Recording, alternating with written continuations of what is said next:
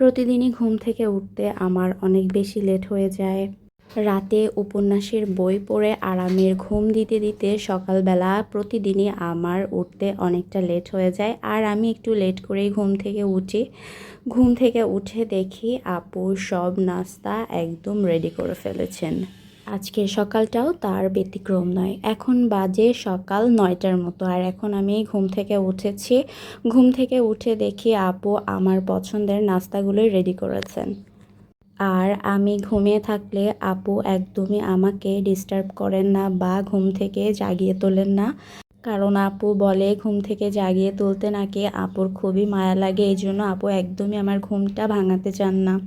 যাই হোক, আজকের ব্রেকফাস্টে ছিল আমার পছন্দের কেক আর আমার পছন্দের প্রোটিন। এখন বাজে বেলা 2টার মতো, লাঞ্চ টাইম হয়ে গিয়েছে। আমি প্রতিদিন বেলা 2টার সময় লাঞ্চটা সেরে নেওয়ার চেষ্টা করি, কারণ লাঞ্চটা দুপুর 2টার মধ্যে করাই আমার কাছে বেটার মনে হয়। আর আপু আমাকে তাড়াতাড়ি লাঞ্চটাই সেরে নিতে বলেন।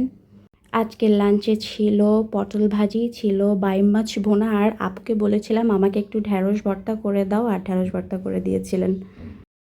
এখন প্রায় 6টার মতো বাজে, আর সন্ধ্যা হয়েই গিয়েছে। আর এই যে সন্ধ্যার নাস্তায় ছিল আমার পছন্দের নান আর ছিল চিকেন চাপ। দু একদিন পরেই দেখা যায় আমার নানের সাথে চিকেন চাপ, গরুর কালাভুনা এগুলো খাওয়া হয়। আমার অনেক বেশি পছন্দের বলে এইগুলো আমার দেখা যায় দু একদিন পর পরই খাওয়া হয়েছিল। আজকের ভিডিও, সবাই ভালো থাকবেন, আল্লাহ হাফিজ।